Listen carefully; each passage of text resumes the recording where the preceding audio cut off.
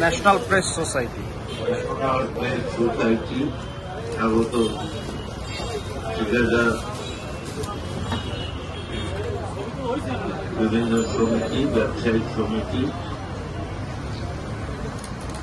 আপনাদের আন্তরিক ধন্যবাদ জানাই।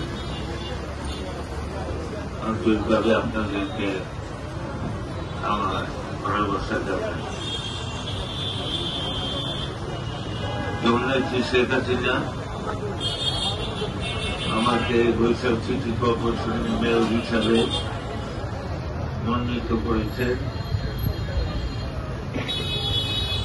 এই বরিশাল সিটিতে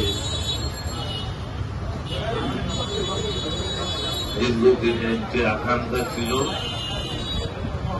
সেগুলো, যে প্রত্যাশা ছিল সেগুলো